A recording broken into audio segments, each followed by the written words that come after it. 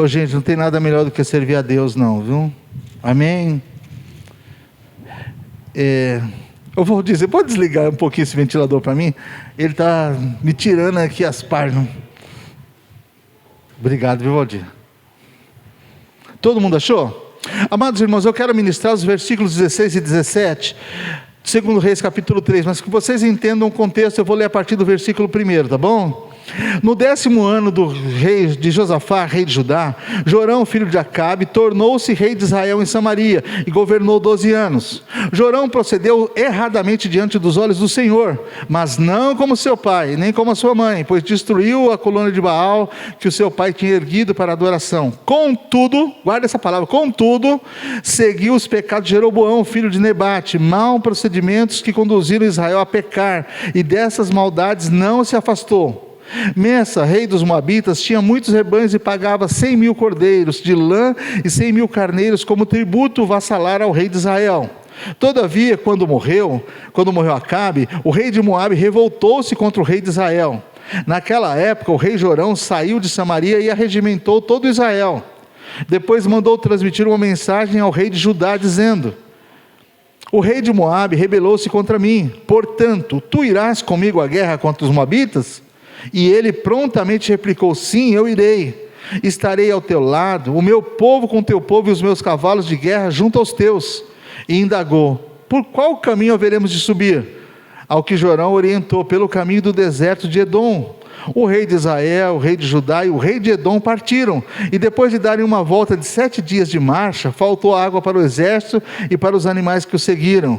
Então o rei de Israel exclamou: ai de nós, será que Yahvé reuniu-nos os 3 reis para nos entregar nas mãos dos Moabitas? Mas Josafá, rei de Judá, indagou: acaso não existe aqui um profeta do Senhor, para podermos consultar ao Senhor por seu intermédio? Então um dos servos do rei de Israel lhe respondeu: aqui está Eliseu, filho de Zafate, que como discípulo derramava água sobre as mãos de Elias. Então declarou Josafá: ele tem a palavra do Senhor. Em seguida, o rei de Israel, Josafá e o rei de Edom desceram ao encontro do profeta. Mas Eliseu respondeu ao rei de Israel: que tenho eu a ver contigo? Vai consultar os profetas do teu pai e os videntes da tua mãe. Entretanto, o rei de Israel contestou-lhe: não, é que o Senhor reuniu-nos, os 3 reis, para nos entregar nas mãos de Moabe. Ao que Eliseu retrucou: juro por Yahvé, nome do Senhor dos exércitos, a quem sirvo, que se não fosse por respeito a Josafá, rei de Judá, eu não te daria a menor atenção, nem sequer olharia para o teu rosto. No entanto, trazei-me agora um tocador de harpa. Ao que enquanto o músico dedilhava a harpa, a poderosa mão do Eterno veio sobre Eliseu.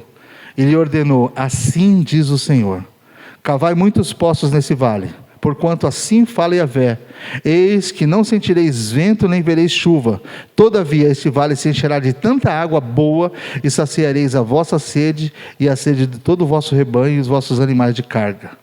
Mas isto ainda é pouco aos olhos do Senhor, pois ele entregará Moabe nas vossas mãos. Destruirei todas as cidades fortificadas e cortarei todas as árvores frutíferas, tapareis todas as nascentes e cobrirei de pedras todos os campos férteis.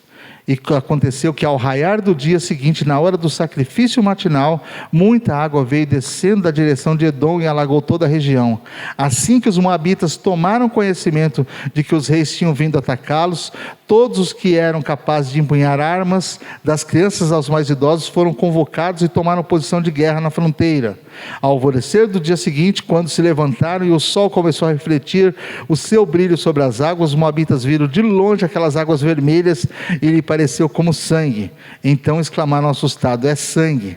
Certamente aqueles reis lutaram entre si e mataram-se uns aos outros. E agora Moabe fará a pilhagem. Mas quando se aproximaram do acampamento dos israelitas, esses se ergueram e os atacaram e os puseram em fuga. Entraram no território dos moabitas e os arrasaram. Destruíram as cidades à medida que as tropas iam passando por sobre os campos férteis e iam jogando pedras. Cada homem lançava a sua, até que todo o solo cultivável ficasse coberto. Tamparam todas as nascentes e derrubaram todas as árvores frutíferas. Restou apenas a cidade de Kir, capital de Moabe, sobre as suas próprias pedras. Contudo, soldados armados e atiradeiros a cercaram e também a atacaram. Amém? Eu vou repetir os versos 15, 16 e 17. Quero que você guarde isso. No entanto, trazei-me agora um tocador de harpa. E enquanto o músico dedilhava a harpa, a poderosa mão do Eterno veio sobre Eliseu e lhe ordenou: assim diz o Senhor, cavai muitos poços nesse vale, porquanto assim fala o Senhor, eis que não sentireis vento, nem vereis chuva, todavia esse vale se encherá de tanta água, que saciareis a vossa sede e a sede de todo o vosso rebanho e todos os vossos animais de carga. Amém? Vamos orar? Pai, essa é a tua palavra, verdadeira, fiel, digna de toda aceitação. Fala conosco mais uma vez essa noite, ministra, Senhor, ao meu coração que fala, ao coração dos meus irmãos que ouvem, e ajuda-nos, ó Deus, a ouvir e obedecer a tua voz. Obedecer é melhor do que sacrificar, Pai. Nós queremos entender o que o Senhor tem para nós nessa noite. Oramos em nome de Jesus. Amém? Amém, queridos? Meus amados irmãos, às vezes nós estamos passando por situações muito complicadas. Por algum motivo, a Lúcia, enquanto estava ministrando aqui, falou de momentos difíceis que nós passamos, que nós precisamos recorrer a Deus. Precisamos buscar no Senhor, que Ele não vai se afastar de nós. Ela pediu que um abraçasse o outro e falasse sobre a necessidade de você não chorar, mas se levantar. Então, quantas vezes nós estamos passando por lutas, por dificuldades, vivendo momentos dificílimos e nós não entendemos o porquê. Esse texto, segundo o livro de Reis, o rei Acabe morreu. Acabe era um rei terrível, foi um mau rei. Ele se casou com Jezabel, rainha de Sidom, e eles trouxeram pecado de uma maneira assustadora para Israel. Foi combatido duramente por Elias. Quando Acabe morre, o seu filho, Jorão, ele assume o reinado, vai reinar por 12 anos. E aí, como rei de Israel, Acabe, o rei anterior, ele era um rei poderoso, o rei dos Moabitas lhe servia. Todas as vezes que um rei vencia outro reino, esse reino ficava a lhe servir, pagando tributos e impostos. Então eles pagavam tributos ao rei de Israel. E quando ele sabe que Acabe morre, ele fala assim: o filho dele é um fraco, nós não vamos nos submeter a Israel. E o rei de Israel, então, ele se levanta e ele decide enfrentar os Moabitas. Só que ele não vai sozinho. Então ele chama o rei de Judá, Josafá. Diferente de Acabe, Josafá era um homem que temia a Deus e que andava nos caminhos do Senhor. E ele busca uma aliança com Josafá e com o rei de Edom. Josafá, ao invés de consultar a Deus se ele deveria aceitar aquela aliança ou não, ele fala prontamente para Acabe. Quando Jorão lhe pergunta: você irá comigo na guerra? Meu povo é o teu povo, os meus cavalos são os teus cavalos, vamos juntos para a guerra, sem consultar a Deus. E lá na frente, 7 dias depois, eles saem. Josafá ainda lhe pergunta: por onde nós vamos? Nós vamos pelo caminho, pelo deserto de Edom. Beleza, vamos nessa. 7 dias depois, eles se encontram perdidos no deserto, com fome, com sede. Os seus animais estão definhando, não tem como se alimentar, não tem o que beber, e ele acha que eles vão morrer, todo o exército dos 3 reinos ali. Qual que é o problema? O problema são alianças erradas, são decisões que nós tomamos de forma intempestiva. Quando eu sou ferido no meu ego, nas minhas emoções, no meu orgulho, e eu quero resolver no braço. Era isso que estava acontecendo naquele momento. E o Jorão, ele não somente se coloca numa posição difícil, mas ele coloca outras pessoas. Então antes, senta aí meu filho, vai ficar seu papai um pouquinho. Então antes que ele tivesse discernimento do que fazer, ele vai e pega ajuda. Algumas lições para nós, queridos. O que nós fazemos em momentos de crise, de dor, de problemas? Ele foi pedir ajuda, e Josafá, que era um homem de Deus, ele deveria consultar a Deus, se ele pode ou não pode fazer aquela aliança. E ele prontamente diz: não, pode contar comigo, vou com você para a guerra. 7 dias depois, eles estão num momento de uma situação dificílima. Queria falar com você nesta noite sobre essas decisões que nós tomamos de forma intempestiva. Quantas vezes nós entramos em furada, sabe, irmãos? Porque nós não temos tempo para falar com Deus, porque nós não esperamos uma direção de Deus, porque embora a gente fale que ora o tempo todo, mas a gente não ora de verdade, porque orar não é você abrir a boca e ficar falando um monte de coisa. A oração envolve você parar para ouvir o que Deus fala também. Isso não adianta nada, só eu que falo. Já viu aquele papo eu queria conversar e a pessoa não me responde? Não responde, você não deixa. Miserável, fala 2 horas sem parar, nem respira. Como é que vai ter conversa? Não tem conversa, só um que fala. Então às vezes as nossas orações também é assim. Nós vamos diante de Deus e nós falamos e reclamamos e murmuramos e choramos. E depois a gente sai de lá e fala, já orei. Orou? Você foi lá e descarregou tudo que você tinha, mas você parou para ouvir Deus?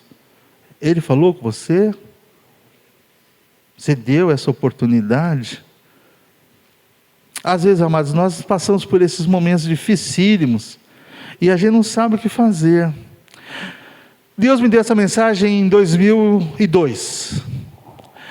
Perto de dezembro de 2002, eu estava para abrir o culto ali embaixo. Nós tínhamos inaugurado a Monte Carmelo, era o primeiro ano, eu acho. E a Clarice, esposa do Zé, que faleceu essa semana, a irmã Clarice, amada, ela entrou chorando na igreja, me abraçou e falou assim, pastor, ora por mim, pastor. Nós estamos vivendo um momento muito difícil, porque ela é motorista de escola, aquela van para escolar. Falou assim, as crianças sumiram, e os poucos que ficam, os pais não estão pagando. A gente não sabe o que fazer. E aí quando ela começou a falar comigo, para eu orar por ela, Deus encheu meu coração, me deu esse texto, e eu nunca tinha parado para ler o texto.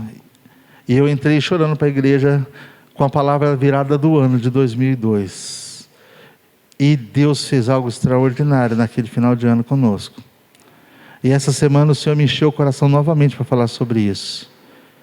Então eu queria falar com você sobre nós tomarmos decisões acertadas, irmãos, e lutarmos mesmo no vale, mesmo quando tudo está dando errado. Então o Josafá está lá, o Jorão está lá e o rei de Edom, estão os 3 reis. A situação é caótica, eles estão com o exército, eles não têm como dar água para os animais, eles não têm água para beber, eles não têm mais alimento, e estão perdidos, não sabem para onde vão. Aí o Jorão solta essa, o Senhor nos trouxe aqui para nos matar, porque sempre que as coisas dão errado na nossa vida, a gente terceiriza a culpa é de alguém, então quem foi? A culpa agora era de Deus. Aí o Josafá, que é um homem mais sensível à vontade de Deus, ele pergunta, não há nenhum profeta do Senhor que nós possamos consultar nesse lugar? Aí um dos servos levanta a mão e fala assim, Eliseu, filho de Zafate, está por aqui. O Eliseu é homem de Deus, ele derramava água nas mãos de Elias. Josafá diz prontamente, a palavra do Senhor está com ele, vamos a ele. Eles descem até o Eliseu, e quando Eliseu vê os reis chegando, ele olha para Jorão, e fala assim, olha, se não fosse por causa do rei Josafá, eu nem ia te ouvir, não ia olhar na sua cara, você não tem crédito, você não merece, você é um idólatra. Mas por causa do Josafá, eu vou te ouvir.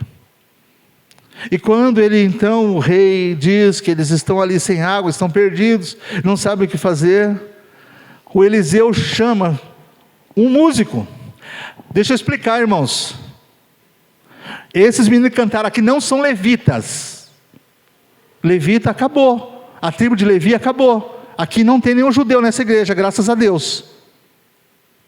Que mania que a gente tem de falar que o povo é levita. Ele não é levita. Aí ele chamou um músico. Podia ter um levita naqueles dias. Eles tinham a tribo de Levi. Hoje nós não temos mais a tribo de Levi. Aí chega lá o arpista, e quando ele começa a tocar a harpa, a mão do Senhor vem sobre o profeta, e ele profetiza. A palavra de Eliseu foi muito simples. Ele disse assim, assim diz o Senhor. Olha só que coisa extraordinária. No entanto, trazei-me agora um tocador de harpa. Enquanto o músico dedilhava a sua harpa, a poderosa mão do Eterno veio sobre Eliseu e ele lhe ordenou: assim diz o Senhor. Presta bem atenção que quando Deus fala, a gente precisa obedecer, irmãos. Nosso problema é que a gente nunca obedece. Eles estavam onde? Num vale. O vale é sinônimo de dor, de dificuldade, de prejuízo. Quando a gente está no vale, muitas pessoas assemelham isso a um período de depressão, a um período de endividamento. Tudo vai mal, vale. Mas onde foi que Deus deu a bênção? A mão do Senhor veio sobre o profeta e ele diz assim para Eliseu, e Eliseu profetiza para aqueles homens: cavai muitos poços nesse vale. Em outras versões diz assim: fazei muitas covas nesses vales. Porque assim diz o Senhor: não vereis vento nem chuva, todavia esse vale se encherá de tanta água boa, que bebereis vós, o vosso gado e o vosso rebanho. A palavra de Deus veio profeticamente dizendo para aqueles homens: olha, vocês estão desesperados porque estão no vale, vocês estão no deserto, não tem nada. Mas Deus mandou dizer uma coisa: cave muitos poços, muitas covas nesse vale, porque eu vou mandar água. E ele usa uma figura, ele diz: não vereis vento nem chuva, todavia o vale se encherá de tanta água, que vocês vão beber, vão alimentar os seus rebanhos e os seus animais. Queridos e amados irmãos, eu queria te dizer o que significa isso, o que isso representou para mim quando o Senhor ministrou ao meu coração. Muitas vezes nós estamos no vale e a gente não quer fazer nada, se entrega à dor, se entrega à reclamação, à murmuração, à depressão. Nós vivemos o tempo onde as pessoas estão com as doenças da mente aflorando em tudo quanto é lugar: síndrome de burnout, depressão, síndrome do pânico, crises de ansiedade. Todo mundo tem um problema para reclamar. E às vezes nós achamos que o negócio é mudar de lugar. Como o pastor Nelson falou, as pessoas estão meio perdidas, viu, os irmãos, e eles estão sofrendo, bate de um lugar para o outro. Por quê? Porque todos os problemas que a gente tem, a gente acha que mudando de ambiente muda o problema. Não muda. Porque às vezes o problema é você, e quando você sai, você vai levar o problema para outro lugar. A gente precisa resolver os problemas. Nós precisamos dar conta disso. Então a palavra do Senhor é: fazei muitos poços nesse vale, no mesmo lugar que vocês estão. Isso fala, irmãos, que nós precisamos ter coragem para lutar aonde nós nos encontramos. Amém? Eu não preciso trocar de família. Se minha família tem problema, eu tenho que trabalhar dentro da minha família para que ela dê certo, porque é essa família que Deus me plantou. Eu vou trocar de empresa porque vai dar certo se eu trocar de empresa. Talvez, é possível. Mas é muito mais fácil você tentar progredir onde você se encontra, onde você já é conhecido, onde o seu trabalho, a não ser que o seu trabalho seja ruim, né? O senhor é ruim de trabalho e reclama do chefe, não dá certo. Pastor, ora por mim. Ora não, Zé, você trabalha aí, chega no horário. Não existe milagre assim. Aí a palavra do Senhor é: vocês não verão vento nem chuva. Vento, irmãos, qual é a definição de vento? Os estudantes, os universitários aí de plantão: vento é o ar em movimento. É isso? A definição? Então vocês não vão ver movimento. Porque às vezes, irmãos, para a gente ter bênção, a gente precisa ter movimento. Pastor, e se a gente fizesse tal encontro? Se a gente corresse de um lugar para o outro? E se a gente? Precisa de movimento, irmão? Nós precisamos de um coração quebrantado. Nós precisamos, muitas vezes, o milagre está no joelho dobrado, no lugar que você se encontra. Não é correndo de um lugar para o outro para saber aonde tem um show, aonde tem um cantor bom, aonde tem um... Não é isso. Não vereis vento nem chuva, não vai ter movimento. Quantas vezes nós estamos correndo atrás do movimento, gente? O que está acontecendo aqui? O que está acontecendo ali? E nós deixamos de olhar a bênção que está do nosso lado. Muita gente correndo atrás do vento. E ele falou: não vai ter chuva também. Estava aqui lavando a igreja na terça-feira à noite. Eu, Valdir Júnior, era por volta das 5 horas da tarde. Gente, caiu uma tempestade aqui, um temporal. Que é um negócio. Eu estava meu carro estacionado ali na frente. Falei: essa árvore vai acabar com o meu carro. Porque estava caindo as árvores. Era um negócio absurdo. Por quê? Porque chuva faz barulho. O barulho que caiu aqui em cima desse teto, mas Deus falou, não vai ter barulho. Não precisa ter gritaria, sabe, gente? Às vezes você vai no lugar e tem gente gritando para lá e para cá, Deus falou, e babababa. Só gritaria, só da boca para fora. Deus fala, às vezes num sussurro suave e tranquilo. Como falou com Elias na caverna. Passou uma tempestade grande, Deus não estava na tempestade. Passou um terremoto, ele não estava no terremoto. Passou um grande fogo, ele não estava no fogo. Depois disso veio um vento suave. E Deus falou, Elias, o que fazes aqui? Às vezes Deus está num lugar suave, irmãos. Às vezes nós estamos esperando um vento muito grande, um movimento, ou um barulho gigantesco. Deus fala no silêncio. Muitas vezes no silêncio. Mas a palavra de Deus para eles era assim, vocês não vão ver vento, não vão ver chuva, mas Deus disse, vocês têm que cavar as covas. Sabe qual é o nosso problema, queridos? É que às vezes nós queremos a bênção sem ter o trabalho, sem se esforçar, sem cavar as covas. Cavar um poço dá muito trabalho, vai calejar sua mão, vai te desgastar. E cavar poço no deserto, imagina o que eles estavam fazendo de exercício de fé, porque o cara olha um deserto imenso e falou, eu vou cavar um poço aqui, para quê? Como é que eu vou convencer os homens a cavar? Obediência a Deus. Deus falou, eu faço. Às vezes nós não estamos dispostos a isso. Tem gente que faz aquelas campanhas absurdas, os 7 mergulhos de Naamã, a arca na casa de Obed-edom, inventa aquelas papagaiadas todas para tirar dinheiro do povo, porque se você fizer isso, Deus te dá aquilo. Tudo mentira.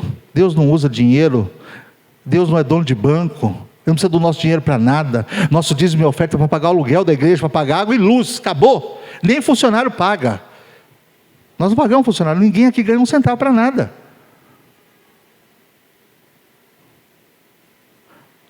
Agora nós precisamos, irmãos, se nós quisermos ver as coisas dar certo, a gente precisa trabalhar muito. Muito, muito, muito.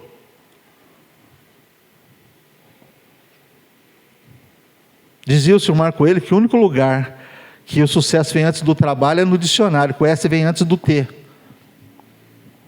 Quer ter sucesso? Trabalha, trabalha, trabalha, trabalha.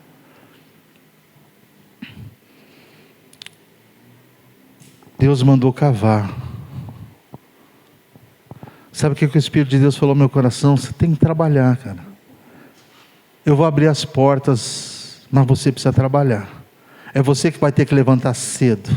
É você que vai dormir tarde. É você que tem que fazer.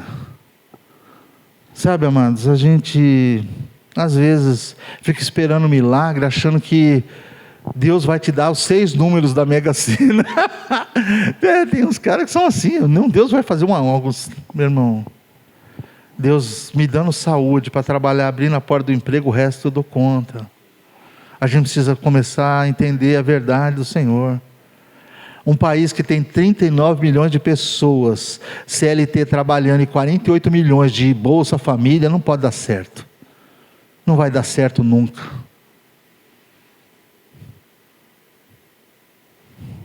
Tem como? Ninguém quer trabalhar. Fui fazer compras no mercado aqui no Estrela Azul por volta de 12:00. Aí o rapaz, tem um cara que fica com o microfone anunciando as ofertas. Aí eu vi ele falando com a mulher estava reclamando que as filas estavam grandes, não tinha ninguém para atender. Ele falou assim, moça, nós estamos querendo contratar faz tempo, não contrata ninguém. Sabe por quê? Porque o governo, esse governo paga para os caras mais do que a gente paga, para eles ficarem em casa. Você, eu vou trabalhar para quê? Se eu tenho direito a receber os 1.600 e tantos em casa, dormindo. Então, ou seja, ela se alimenta, essa vida, essa cabeça de parasita, vai dar certo? Nunca, gente. A palavra de Deus nos desafia a trabalhar, trabalhar, trabalhar, trabalhar, trabalhe. E olha, nós tivemos exemplos aqui na igreja, o irmão perdeu o emprego.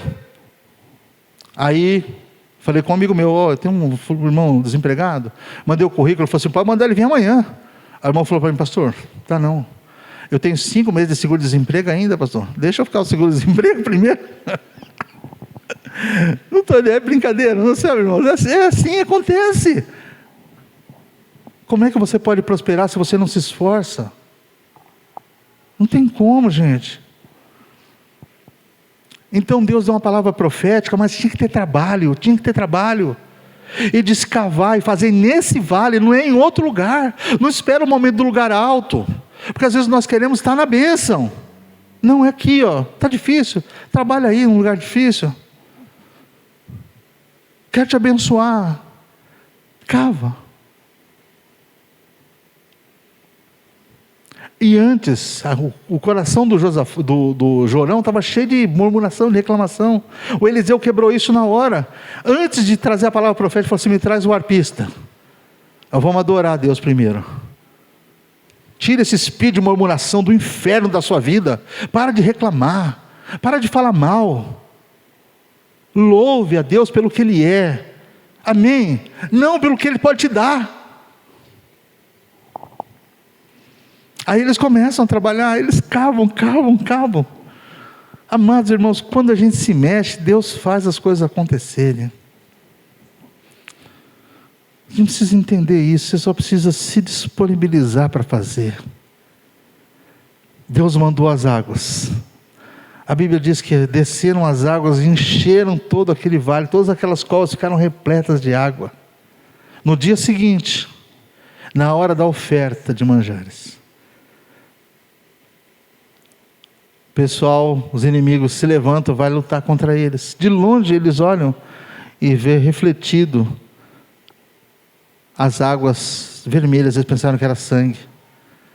Deus moveu de uma maneira tal que eles pensaram: agora eles estão destruídos, vamos lá, vai ser fácil.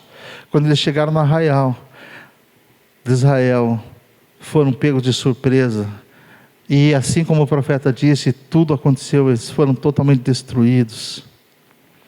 E aí eles saíram, entrando na cidade dos Moabitas e tampando as fontes, jogando pedras em tudo, cortaram as árvores frutíferas. Eles fecharam todas aquelas fontes de água. Sabe por quê? Para aquele inimigo nunca mais se levantar contra ele. Às vezes o inimigo está do nosso lado e a gente fica negociando com ele. Negociando. Irmão, você tem que extirpar o mal que está perto de você. Então, conhecer a história, 5 lições simples para nós aprendermos nesse texto maravilhoso. O primeiro deles: não basta parecer que você é melhor do que os seus pais. Você é melhor do que os outros, você tem que ser. O começo do texto diz assim: Jorão, filho de Acabe, fez o que era errado aos olhos do Senhor, mas não como seus pais, porque ele derrubou o altar de Baal. Quer dizer, parecia que ele era meio crente. Ele fez mais ou menos, falou assim: ninguém pode falar de mim porque eu derrubei o altar de Baal, mas eu continuo seguindo os mesmos pecados de Jeroboão. Sabe, queridos, às vezes a gente tem uma aparência externa de quem é de Deus, mas por dentro está tudo estragado. Não basta você parecer bom, você tem que ser bom. Então às vezes nós nos enganamos, e enganamos as pessoas. Você sabe que a palavra sincero, às vezes eu dou uma aula de integridade, que é a aula que eu vou dar lá na Igreja Batista de Vitória, na semana que vem, uma das aulas é integridade. Integridade é você ser inteiro, ser sincera. No passado as pessoas vendiam os vasos e quando eles rachavam, eles passavam uma cerinha para manter o valor do vaso. Aí o comprador, se fosse esperto, ele punha no fogo, que a cera derretia e as rachaduras apareciam. Daí que apareceu a palavra sincero. Eu tenho que ser um vaso sem cera. Hoje é com máscara, né? As pessoas são mascaradas. Elas têm uma cara de piedade, mas por dentro tudo. O Jorão fazia o que era errado aos olhos do Senhor, mas não tão errado quanto Acabe. Ele fazia mais ou menos. Não existe mais ou menos pecado, irmão. Ou você está na presença de Deus ou não está. Quando o pastor falou, quem sabe lá no carnaval não tinha um pessoal de Deus lá. Não tinha, de Deus não tinha. O cara pode falar que é da igreja, mas de Deus não era, senão ele não estava lá. Na mesma fonte não pode jorrar água doce e água amarga. Não pode. A mesma árvore não produz um fruto bom e um fruto ruim. Como é que é um negócio? Não, assim, você sabe como é que é? De manhã, sabe, pastor, eu faço do meu jeito, aí à noite eu vou para o culto. Não adianta, irmão. Então, é um coração inteiro. A gente tem que romper definitivamente com aquilo que é errado. Tem coisas que não servem para nós, não cabem na nossa vida, amados. Pastor, você está falando de perfeição? Nunca. Estou falando de estar embaixo do sangue de Jesus. Filipenses 1,6 diz que aquele em nós começou a boa obra, vai aperfeiçoá-la até o dia do Senhor. Eclesiastes 7,20, Romanos 3,20, não é isso? 3,23, todos os pecados instituídos estão da glória de Deus. Eclesiastes 7,20, não há um só justo que faça o bem e que não erre. Então todos nós fomos encerrados embaixo do pecado, porém o nosso Deus, em Cristo Jesus, nos justificou. 2 Coríntios 5,21, aquele que não conheceu o pecado, se fez pecado no meu e no seu lugar, para que nele nós fôssemos feitos justiça de Deus. Então, amados, eu preciso saber como é que eu me comporto. Se eu sou cristão só aqui dentro? Só quando eu estou no altar, com um microfone na mão? Primeira lição, não adianta você parecer que é de Deus, você precisa ser dele. Amém? Aqueles que são do Senhor tem um selo dele, amém? Segunda lição, não espere as crises chegar na sua casa para você buscar a direção de Deus. O Jorão podia ter orado antes, o Josafá podia ter orado antes para falar com Deus. Senhor, eu devo vir nessa guerra, como é que vai ser? Não, eles esperaram a crise. Passados 7 dias, quando não tinha água, eles estavam no meio do deserto, sabiam que iam morrer. Não tem um servo do Senhor que a gente possa consultar aqui? Sabe, irmãos, às vezes nós esperamos a crise chegar em casa para a gente buscar Deus. E nós deveríamos falar com Ele todos os dias. Pastor, então quer dizer que se todo dia eu orar, eu não vou passar por problemas? Vai passar, Zé, todos nós vamos passar, todos. A diferença é que quando você sabe que Deus está com você, você continua firme, apesar das lutas. Pensa que é fácil enterrar um familiar querido? Paulinha é mulher de Deus, mas vai lá, ó, porque a notícia é que a mãe dela não vai resistir. A Simone e o Sidney enterraram o seu José, homem de Deus, os meninos comprometidos, mas chega um momento que o Senhor nos recolhe também. Então todos nós vamos passar por lutas, as pessoas de Deus também perdem emprego, também adoecem. A diferença é que quando nós estamos na presença do Senhor, essas dificuldades ficam mais fáceis de serem enfrentadas, gente. Então não espera a crise bater na sua casa para você fazer uma aliança com Deus. Eu quero ter o Senhor na minha vida todos os dias. Eu amanhã dizendo, Senhor, obrigado porque o Senhor me permitiu levantar, obrigado pelo dia, obrigado, Senhor, mais uma vez. A gente precisa aprender, irmãos, a dar glória a Deus todos os dias, agradecer por tudo, por tudo. Então, segunda lição, querido, não espera a crise chegar. Não espera alguém na sua casa adoecer para você buscar a presença de Deus.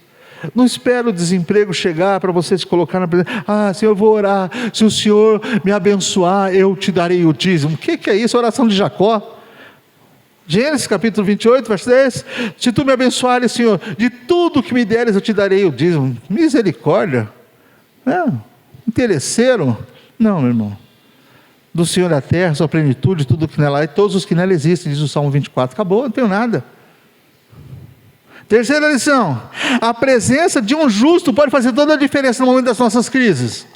O Jorão era um homem ímpio, mas o Josafá está lá, homem de Deus. Quando o Eliseu chega e olha para o Jorão, falou, rapaz, eu não devia nem olhar para a sua cara, mas por causa desse cara aí, por causa do Josafá. Irmãos, às vezes a gente fica reclamando, só tem eu de crente em casa. Uma pessoa na presença de Deus pode fazer toda a diferença. Só tem você na sua família, é você que Deus vai usar. O Josafá estava lá. Olha, 3 exércitos podiam ter sido destruídos e não foram, porque tinha um homem de Deus ali. E o Eliseu falou assim, por causa do Josafá, do rei Josafá, eu vou te ouvir. E por causa de Josafá eu vou invocar o Senhor. Amados irmãos, às vezes a gente não consegue dar conta disso, entender que nós precisamos fazer a diferença onde nós estivermos. Nós somos chamados para ser sal e luz, talvez até conserva dentro de uma lata. Deus seja louvado para a gente não estragar, não tem problema nenhum com isso. O importante é que você faça a diferença onde você estiver. Você tem que ser um instrumento de bênção. Nós podemos ser assim, amados. Eu tomei uma decisão. Se na minha casa tem pessoas que não querem servir a Deus, mas eu vou continuar firme lá. Enquanto eu for o chefe da família, lá em casa algumas coisas não entram, gente. Não entram. Pastor, vamos fazer um churrascão. Você pode ir lá comprar as bebidas? Compro. Refrigerante e água com gás. Suco, compro também. Não, traz uma cervejinha? Não, no meu carro não entra não. Mas não pode? Não, você pode, você faz o que você quiser da sua vida, mas eu? Não. Eu decido. E eu decidi que algumas coisas não cabem para mim. Então é assim, às vezes a gente precisa entender, queridos. Você está fazendo a diferença onde você vai, onde você se encontra? Quarta lição. A obediência vem antes do milagre. Nós queremos, muitas vezes, irmãos, a bênção de Deus, mas nós não queremos obedecer a Deus. Então Eliseu, quando ele entrega a profecia, ele diz: fazei nesse vale muitas covas. Você acha que se os caras não tivessem cavado as covas, as águas viriam? Então primeiro obedeça. E às vezes, irmãos, a gente está obedecendo e falando: meu Deus, não vai dar certo. Ontem eu tive com meu irmão. Meu irmão é assim, gordinho igual eu. A diferença dos dois é só que ele é uns centímetros um pouquinho mais baixo. O mesmo rosto, igualzinho, carequinho, tudo igual, gordinho. Aí eu cheguei no pai ontem, ele estava mais magro. Eu falei: o que aconteceu, Joaquim? Eu falei: rapaz, eu coloquei umas agulhinhas assim. Umas agulhinhas e tal. E ele falou assim, aí, muito engraçado, ele é muito engraçado. Ele falou assim, aí o médico, eu fiz os exames, e ele falou: Joaquim, vai dar certo isso aqui para você. E aí, João, eu comprei as ampolas e apliquei a primeira semana, nada, a segunda semana, na terceira semana. Eu fui no médico e falei assim: doutor, não está dando certo não. Ele falou assim: não, mas você tem que ter calma. Não tem que ter calma não, o senhor está dando dose para esquilo, mas eu sou um rinoceronte. Eu sou grande, gordo, o senhor está dando para uma... Aí o médico aumentou a dose. Conclusão, ele fez o tratamento certinho, emagreceu mais de 15 quilos, estava lá meio fininho assim. Ele teve que obedecer ao médico. Ele queria que fosse no dia seguinte. O cara falou assim: não, você vai fazer uma aplicação e vai emagrecer. Ele pensou que na outra semana ele ia ser o Sylvester Stallone. Eu falei: não, filho, não é assim não. Então é devagar. Se você quer ver o milagre acontecer, me obedeça. Deus deu uma palavra: fazei nesse vale muitas covas, cave os poços. Irmãos, eu não sei que bênção vocês vieram buscar, porque aqui não é lugar de entregar bênção para ninguém, mas eu quero te dizer, se você quer ver alguma coisa mudando na sua família, trabalhe para que isso aconteça. Se você quer ver alguma coisa mudando lá na sua empresa, no seu trabalho, faça alguma coisa diferente do que você tem feito. Amém? O milagre só vem depois que a gente põe a mão na massa para trabalhar, para obedecer. Então eles obedeceram, a obediência precede o milagre, gente, sempre. Jesus tocou num homem lá, fez um lodo, passou nos olhos dele e falou assim: vá ao tanque de Siloé se lavar. Quando ele foi, lavou o rosto, está enxergando de novo. Obediência precede o milagre. O Eliseu falou para o Naamã: olha, você desce lá no rio Jordão e pula 7 vezes no rio. Ele foi, pulou uma vez, 2, 3, só na 7ª vez que ele viu que a pele dele estava pura como a de um bebê. Obediência vem antes do milagre. Nós queremos milagre na nossa vida, mas não queremos obedecer a Deus. Nós não nos colocamos à disposição do Senhor, sabe? Então, quarta lição: obediência vem antes do milagre. Fazer nesse vale muitas covas. Quinta, trabalhe com vontade até ver o milagre acontecer. Trabalha, meu irmão, trabalha. Cava quanto for necessário. Sabe, queridos, que às vezes a gente vai trabalhar muito esperando um milagre que talvez eu não veja. Meus filhos verão, talvez os meus netos. O que eu não posso é desistir, o que eu não posso é parar. Quantas pessoas começam algo com tanta alegria, aí passa 3, 4 meses, já está desistindo, já está fechando as portas, já está voltando atrás. Quantas vezes nós começamos aula de música aqui, o pessoal vem todo feliz para tocar violão, para bateria, para o baixo. 3 semanas depois, metade das pessoas estão aqui. Quando vai terminar o curso, 2. A gente não consegue ir até o fim em nada, irmãos.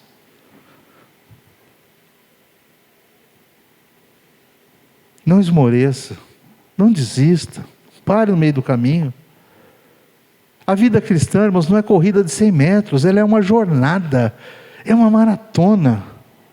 Lucas 13, 33, assim, é necessário caminhar hoje, amanhã e depois de amanhã, porque importa que um profeta não morra fora de Jerusalém. Tem gente que começa uma caminhada e daqui a pouco desiste. O homem procurou Jesus e falou: Senhor, eu quero te seguir. Jesus falou: para. O filho do homem não tem onde reclinar a cabeça. Os passarinhos têm os seus ninhos, a raposa os seus covis, e eu não tenho onde colocar a cabeça. Se você quiser me seguir, você vai ter que abrir mão de muita coisa, porque cristianismo não é conquista, cristianismo é renúncia. O que eu estou disposto a abrir mão para seguir a Deus? É isso que faz a diferença, não é o que eu vou ganhar, é o que eu vou perder, o que eu vou abrir mão. Então trabalhe com vontade, siga Deus com vontade, irmão, com ânimo. Se esforce. Às vezes nós queremos um milagre, uma coisa tal, e a gente desiste fácil.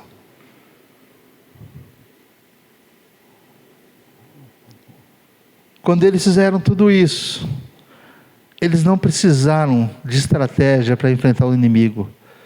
Deus moveu as águas de uma forma tal, quando as águas desceram, sem que chovesse, encheram aquele vale. O deserto de Edom, a palavra Edom significa vermelho. O deserto vermelho, quando de longe eles olharam, viram o reflexo. Pensaram que era sangue. Os inimigos moabitas. Deus mexeu com o emocional deles. Eles se tornaram vulneráveis.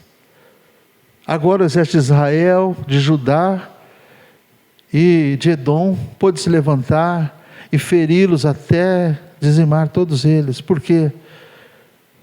Porque eles esperaram o momento certo, porque Deus operou, porque eles não esmoreceram, porque eles não desistiram, eles voltaram para casa. A pergunta é: o que eu e você vamos fazer da nossa vida, irmãos? A gente vai sempre ficar reclamando que as coisas dão errado, desistindo quando tudo vai mal, mudando de um lugar para o outro como nômades? Hoje eu estou aqui, amanhã eu estou acolá. Ou nós vamos pedir a Deus uma direção: Senhor, onde o Senhor quer que eu esteja? Como é que o Senhor quer que eu faça? Porque aonde a presença de Deus estiver, irmãos, ali vai ter bênção. Amém? É a presença de Deus que faz a diferença na vida da gente. Aí voltando lá naquele ano de 2002, que o Senhor falou ao meu coração nessa palavra. 2003, estava começando. Eu viajei tanto nesse Brasil, eu trabalhei tanto. Foi o ano que eu mais trabalhei. Trabalhei que nem um desesperado. Chegava em casa só nas sextas-feiras à noite, descansava o sábado, domingo, vinha para a igreja, e no domingo, da madrugada para segunda, já estava viajando de novo. Não teve um final de semana, ou um dia da semana parado, nada. Porque Deus mandou cavar poços. Sabe, querido, quando você obedece, a bênção vem. Foi o melhor ano da nossa vida, melhor. Porque Deus me deu uma palavra, eu ouvi e obedeci. A questão é o que você faz com aquilo que você recebe. O que você põe em prática? Ouvir pregações, todo mundo ouve. O que você faz a partir daquilo que Deus falou com você durante a pregação? Porque eu estou falando, e para cada um de vocês, Deus vai falar de maneira diferente. A questão é naquilo que Deus falou com você, que decisão você vai tomar. Você vai ser um Jorão, vai viver pela metade? Olha, externamente eu estou bem, eu não estou fazendo como os meus pais, mas também não preciso ser tão bom igual fulano de tal, não é nada disso. Você vai fazer como Josafá, que sendo homem de Deus, se precipitou e fez uma aliança com alguém que não merecia aliança, porque Jorão não era digno de respeito, não era para ele fazer aliança com Jorão.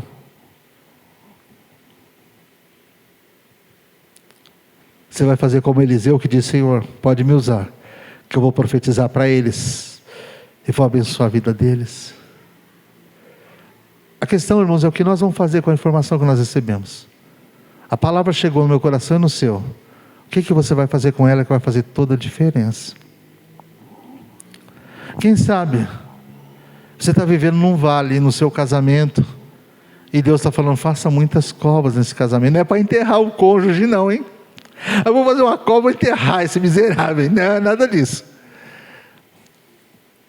Significa você apostar naquele casamento, se doar mais, não tentar mudar o outro, porque a gente não tem poder de mudar ninguém, irmão. Eu só posso mudar a mim mesmo. Naquilo que está tendo conflito, o que eu posso abrir mão? No que eu posso mudar? Na minha empresa está dando errado o trabalho, o chefe não está gostando de mim, então o que eu preciso mudar para que as coisas deem certo? Para encerrar, eu lembro de um dia o Cleiton estava para casar, não sei se ele vai lembrar disso. Aí ele veio falar comigo: João, eu vou casar.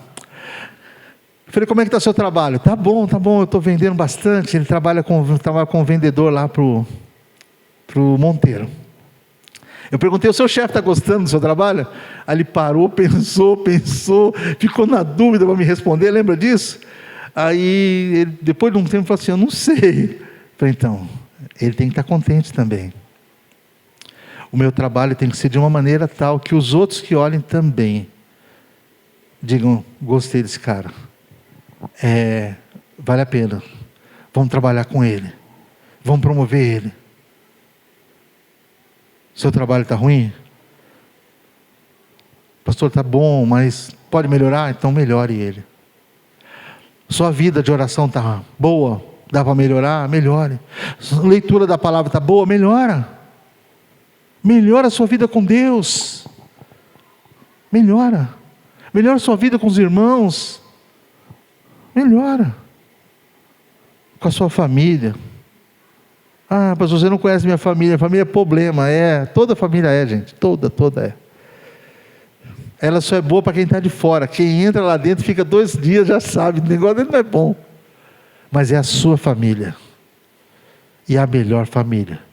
Quando todo mundo for embora, o que vai sobrar é a sua família. Amém? Vamos colocar de pé? Deus é bom, gente. O capeta que não vale nada.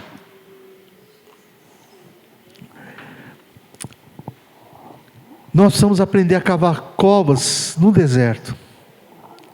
Muitas vezes nós estamos vivendo tempos difíceis. E tomar decisões em tempos difíceis também vai requerer de nós muita sensibilidade para obedecer a Deus e para ouvir a voz do Senhor, para se colocar à disposição dEle. Vai dar certo na primeira vez? Não. Na segunda talvez não na terceira, mas eu creio que se Deus falou, Ele vai cumprir.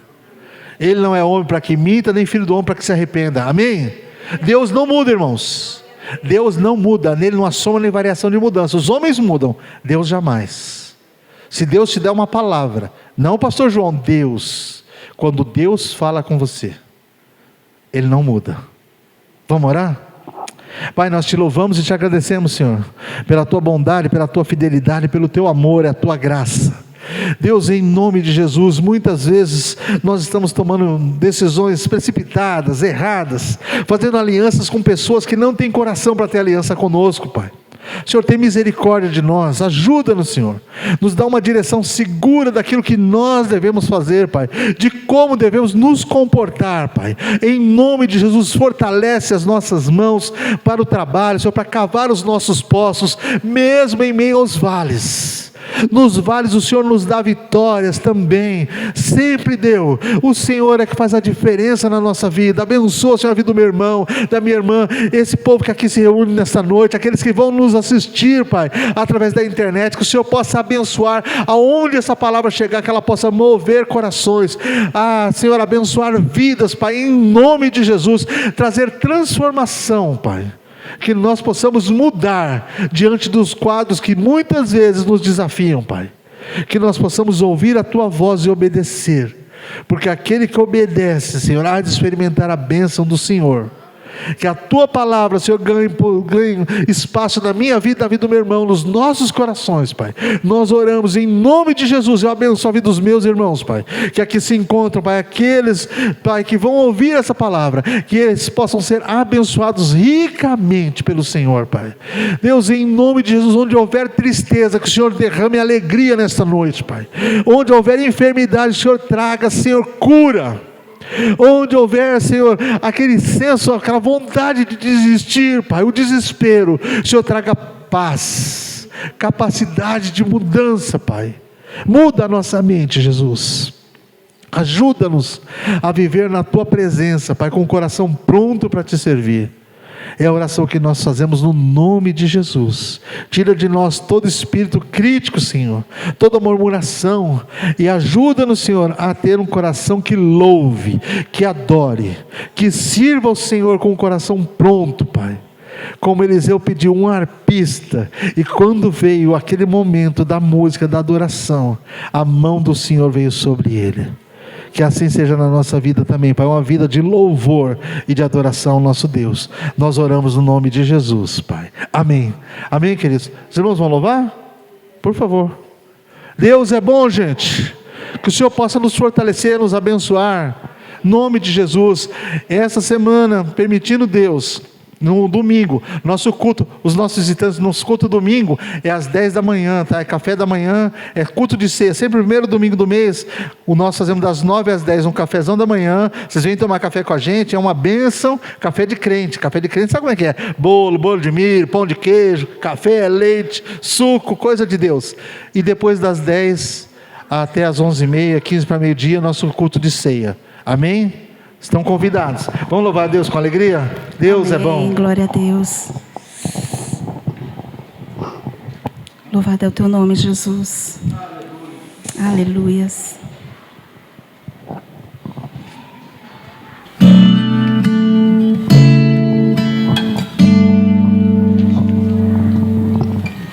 Junto ao povo.